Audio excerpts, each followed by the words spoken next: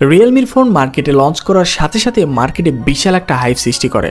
ঠিক তেমনই একটি ডিভাইস রিয়েলমির C75, যেটা নতুন একটি লঞ্চ করে দেওয়া ফোন, এবং এই ফোনটা মার্কেটে যে পরিমাণ হাইপ সৃষ্টি করেছে পূর্বের ফোনগুলো হয়তোবা এতটা হাইপ সৃষ্টি করতে পারেনি। তার বিশেষ কিছু কারণ রয়েছে, যেমন এই ফোনটাতে রয়েছে IP69 এর মতো water and dust proof 6000 mAh battery, খুবই সুন্দর একটা ফোন। এবং এই ফোনটা যদি আপনার হাতে থাকে তাহলে বৃষ্টির সময় ছাতার প্রয়োজন নাই এবং বর্ষার সময় নৌকারও প্রয়োজন নাই। জাস্ট জোক ছিল। তো আসলে এই ফোনটা কেনার জন্য এই কয়েকটা রিজনে কি খুবই বেশি প্রয়োজনীয়, নাকি এই ফোনটার পরিবর্তে আরও মার্কেটে বেটার ফোন রয়েছে যা এর চেয়ে তো বেটার কনফিগারেশন আপনাকে প্রোভাইড করছে? এখন এই ফোনটা কেনার জন্য অনেকে আসলে হুমড়ি খেয়ে পড়ছেন, এবং আসলে কেনার জন্য কিছু অথেন্টিক কিছু রিজন প্রয়োজন। তো এগুলো জিনিস আপনাদেরকে আজকে খুবই ডিটেলসে জানানোর চেষ্টা করব। সো আজকের এই ভিডিওটি খুবই স্পেশাল হতেছে যারা আসলে এই ফোনটা কিনতে চাচ্ছেন, বর্তমান অলরেডি এই ফোনটা কেনার জন্য ডিসিশন মেক করে ফেলেছেন এবং অলরেডি অনেকগুলো রিভিউ দেখে ফেলেছেন। তো আজকে আপনাদের জন্য এই রিভিউটি খুবই স্পেশাল হতে চলেছে এবং আটি ভেঙে শ্বাস বের করার মতো এই ভিডিওটি। সো হে গাইজ, বড় মতো আমি রয়েছি পারভেজ হাসান, আর আপনারা দেখছিলেন PH একটা মতো মিস না করে চ্যানেলটি সাবস্ক্রাইব এবং লাইক করে চলুন শুরু করা যাক। শুরুতেই ফোনটার ডিজাইন নিয়ে কথা বলতে গেলে ফোনটার ডিজাইনটা কিন্তু খুবই চমৎকার। মানে এক কথায় মানুষের হাতে নিলেই ফোনটা মনে হবে অনেক প্রিমিয়াম এবং অনেক দামি একটা ফোন হাতে নিয়ে আছেন। এবং এই ফোনটাতে কয়েকটি কালার ভেরিয়েন্ট রয়েছে, দুইটি কালারই আপনাকে বেশ দারুণ একটা প্রিমিয়াম ভাইব সৃষ্টি করবে। এবং পিছনে যে আপনার বডিটা রয়েছে, বডিটা অনেকটা গ্লাসের মতো লাগে এবং ফ্রেমটা টোটালি প্লাস্টিক। এবং এই ফোনটার পিছনে আপনি ট্রিপল ক্যামেরা সেট দেখতে পাবেন, এবং এটার যে সাইডে রয়েছে ছোট্ট একটা বটমের মতো, এটা যে নয়েজ ক্যান্সেলিং স্পিকার, এবং এই যে পাশে রয়েছে একটা আপনার লাইট। সো ফোনটার পিছনে এবং সামনের দিকে দেখতে খুবই চমৎকার লাগে এবং বেশ লাইট ওয়েট মনে হয়। কিন্তু এই ফোনটাতে কিন্তু 6000 mAh একটা ব্যাটারিতে আছে, যার ফলে আপনার কাছে মনে হবে যে এত বেশি ব্যাটারি, বাট এই ফোনটা এত হালকা পাতলা কেমনে করলো। এই ফোনটার ওয়েট হিসেবে রয়েছে 196 গ্রাম এবং এই ফোনটার থিকনেস রয়েছে 8 মিলিমিটার, মানে অনেকটাই স্লিম একটা ফোন। মানে এই বাজেটে এত সুন্দর স্লিম একটা ফোন বিশাল ব্যাপার। এবং এই ফোনটাতে কিন্তু IP69 এর মতো ওয়াটার অ্যান্ড ডাস্ট প্রুফ দেওয়া আছে, যেটা কিন্তু অনেক গভীর পানির মধ্যেও কিন্তু আপনি চুবায় রাখতে পারবেন প্রায় 30 মিনিট পর্যন্ত, 1.5 মিটার পানির মধ্যে, মানে অনেক বড় সার্টিফিকেট বলতে পারেন। এবং এই ফোনটা মোটামুটি ডাস্ট প্রুফ এবং ওয়াটার প্রুফ, মানে আপনারা অলরেডি হয়তো বা ফোনের রিভিউ দেখে ফেলেছেন অনেকগুলো জায়গায় যে ফোনটা কী পরিমাণ টর্চার করা হচ্ছে পানির মধ্যে। তো এই ফোনটা মোটামুটি সেফ জোনে থাকতে পারে। তো আসলে এই ফোনটা পানি নিয়ে আমরা এত বেশি বিস্তারিত নাই বলি, কারণ একটা ফোন তো আসলে পানির মধ্যে চুবাই রাখে যে ফোনের আসল ভালো দিক এবং মন্দ দিক বিচার করা যাবে, বিষয়টা কিন্তু এমন নয়। পোর্শন বাটন সেকশনে সকল রকম গুরুত্বপূর্ণ পোর্শন বাটন দেখতে পেলেও পাবেন না একটা ছোট্ট গর্ত, মানে 3.5mm হেডফোন জ্যাকটা এখানে মিসিং। এবং সাইড মাউন্টেড ফিঙ্গারপ্রিন্ট সেন্সর ছিল, যেটা মোটামুটি ফাস্ট এবং অ্যাকুরেট, এবং ভলিউম আপ ডাউন বাটন ছিল, এবং আমি শুরুতে বলেছি নয়েজ ক্যান্সেলিং স্পিকারটাও ছিল, তবে এটা ক্যামেরার পাশে। সো সব মিলিয়ে আমার কাছে ডিজাইন সেটিংটা মোটামুটি অনেকটাই ভালো লেগেছে। অ্যাটলিস্ট 20,000 টাকার আশেপাশের ফোনগুলোতে এর চেয়ে ভালো ডিজাইন আসলে আশা করা যায় না, তো সেক্ষেত্রে এটা ঠিকঠাক ছিল। এবং এই ফোনটার ফ্রন্ট সাইডে আসলে দেখতে পাবেন ডিসপ্লেতে IPS LCD প্যানেলের একটা 6.72 ইঞ্চির একটা বড় সড়ো ডিসপ্লে ইউজ করা হয়েছে, যেখানে 1080x2400 পিক্সেল ইউজ করা হয়েছে এবং 392 ppi ডেন্সিটি, এবং এটাতে কিন্তু প্রায় 690 নিটস পিক ব্রাইটনেস রয়েছে। মানে এই যে পিক ব্রাইটনেসের যুগে, মানে যাতা অবস্থার মধ্যে এটাতে 690 নিটস পিক ব্রাইটনেসটা আমার কাছে একটু কমতি লাগে।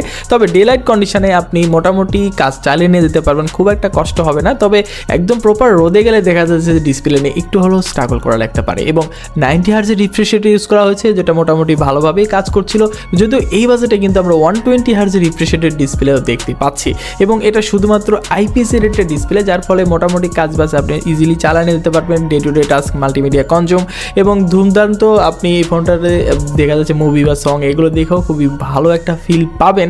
তবে একটা জায়গাতে আপনার ঘাটতি লক্ষ্যে পড়বে, যে এখানে যদি একটা অ্যামোলেড প্যানেল দেখতে পারতাম তাহলে এক কথায় সোনায় সোহাগা হতে পারতো। তবে এটাতে 5 কাটআউটের ডিসপ্লে রয়েছে এবং স্ক্রিন টু বডি রেশিওটা মোটামুটি সিমেন্টিক রাখার চেষ্টা করছে, তবে বেজেলটা আমার কাছে একটু চোখে পড়ার মতোই মনে হচ্ছে।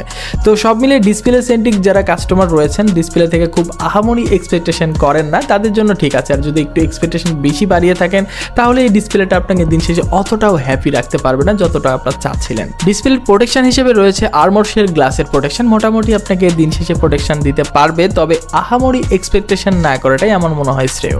এবং IPS ডিসপ্লে হওয়া সত্ত্বেও যে কালার অ্যাকুরেন্সি এতটা খারাপ বিষয়টা এমন না, মোটামুটি ভালো ছিল এবং ভিউইং অ্যাঙ্গেলটাও ঠিকঠাক ছিল। এবং আই থিঙ্ক আপনাদের বাজেট রেঞ্জের মধ্যে আশা করা যায় সন্তুষ্ট থাকবেন। তবে যারা আসলে এক্সপেকটেশন বেশি করেন তাদের জন্য হয়তো বা একটু দুঃখজনক হতেও পারে।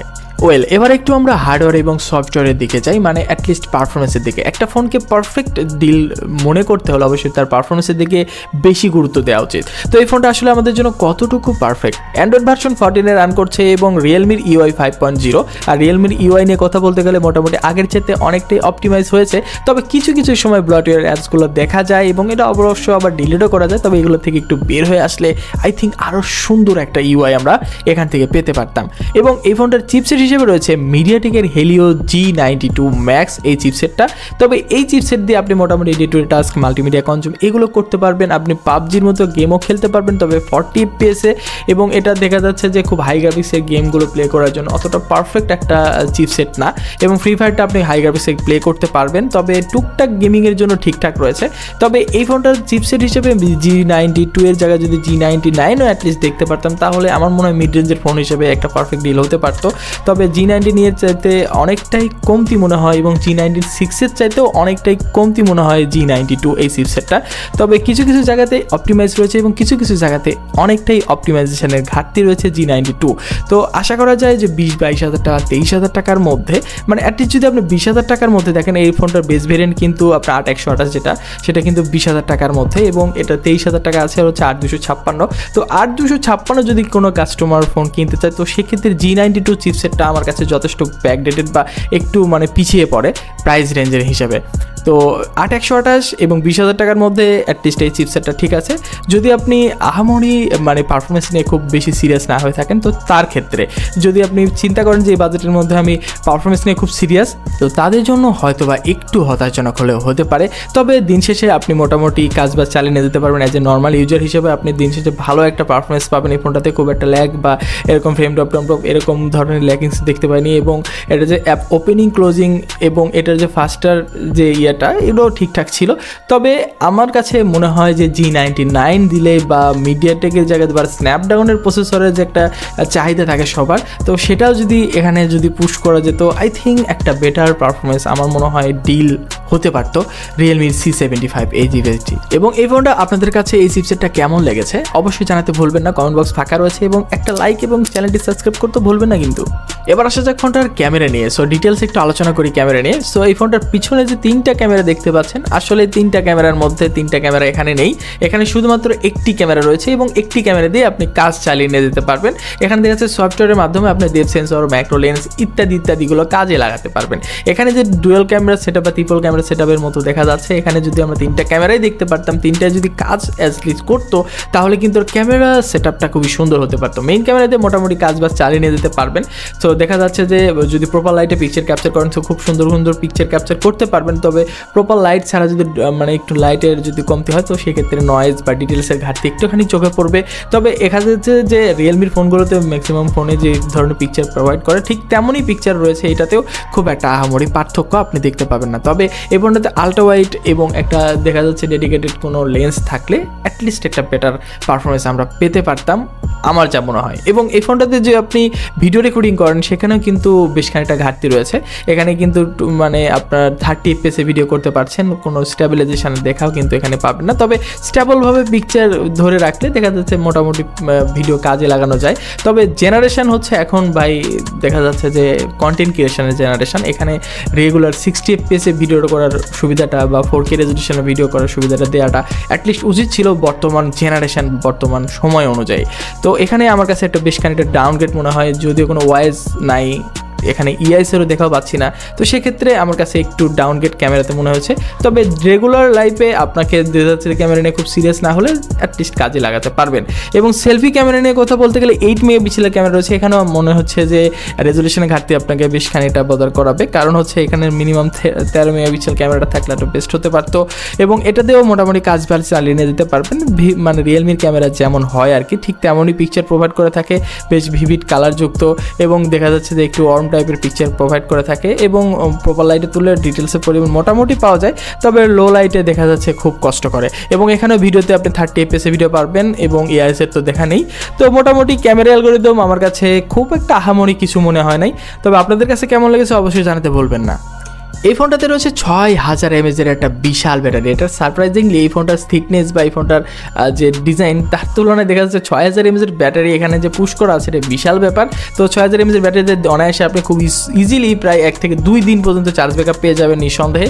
এবং 45 ওয়াটের একটা ওয়্যার চার্জার দেওয়া আছে যেটা আপনি খুবই দ্রুত চার্জ করতে পারবেন। সো এবার আসা যাক ফোনটা আসলে টোটাল একটা রিভিউ নিয়ে। আসলে যারা এই ফোনটা কিনবেন ভাবছেন এবং অলরেডি ডিসিশন নিয়ে ফেলেছেন যে এই ফোনটা আপনার জন্য উচিত বা আপনার জন্য হয়তো বা পারফেক্ট, এখন দেখা লাগবে যে আপনি আসলে কেমন ইউজার। আপনি যদি একটা নর্মাল ইউজার হয়ে থাকেন, আপনি IP69 এর মতো মানে একটা ফিচার চাচ্ছেন যে আপনি ইচ্ছা মতো বৃষ্টির মধ্যে ভিজবেন বা পানির মধ্যে চুপাইবেন, ইচ্ছা মতো যা তা করবেন, তো সেক্ষেত্রে এটা আপনার জন্য হয়তো বা কাজে লাগতে পারে। আর আপনি যদি চিন্তা করেন যে আপনার একটা ভালো ডিসপ্লে দরকার, আপনাকে ভালো একটা পারফরমেন্স দরকার, তো এটাও মোটামুটি দিতে পারে। তবে আহামরি যারা এক্সপেকটেশন করেন তাদের জন্য হয়তো বা একটু দুঃখজনক। এবং এই ফোনটার ডিজাইনটা মোটামুটি ভালো, যারা আসলে ডিজাইন সেন্ট্রিক কাস্টমার রয়েছেন, র্যাম রোম বেশি পছন্দ করেন, তাদের জন্য একটা একদম পারফেক্ট ডিল হতে পারে। তবে দেখা যাচ্ছে যে পারফরমেন্স নিয়ে খুব সিরিয়াস বা ডিসপ্লের দিক থেকে আপনাকে একটু বেশি ভালো দরকার, তো তাদের জন্য হয়তো বা এই ফোনটা আমার মনে হয় যে একটু ডাউনগ্রেডই বলতে পারেন সময় অনুযায়ী। সো সব মিলিয়ে রিয়েলমি C75 সময় অনুযায়ী মোটামুটি কিছু কিছু জিনিস আপনাকে বেশ দারুণ কেন কিছু দিচ্ছে, যেটা আসলে আপনার জন্য হয়তো বা কাজে লাগতে পারে, আবার হয়তো বা আপনার কাজে নাও লাগতে পারে। আপনি হয়তো বা মানে দেখা যাচ্ছে যে সবাই নিচ্ছে, আপনিও নিচ্ছেন বা এরকম হতে পারে। তবে দেখা যাচ্ছে আপনার যতটুকু প্রয়োজন এটা আসলে এটা মিটাতে পারছে কিনা সেই জিনিসটা লক্ষ্য করে আপনি হয়তো ফোন কেনাটা আপনার জন্য জরুরি বা যুক্তিযুক্ত। সো আজকের মতো এই পর্যন্ত, দেখা হবে নতুন কোনো ভিডিওতে। এরকম ইনফরমেটিভ এবং লেটেস্ট ভিডিও পেতে হলে আমাদের চ্যানেলের সাথে থাকবেন, সাবস্ক্রাইব এবং লাইক করতে অবশ্যই ভুলবেন না। আল্লাহ হাফেজ।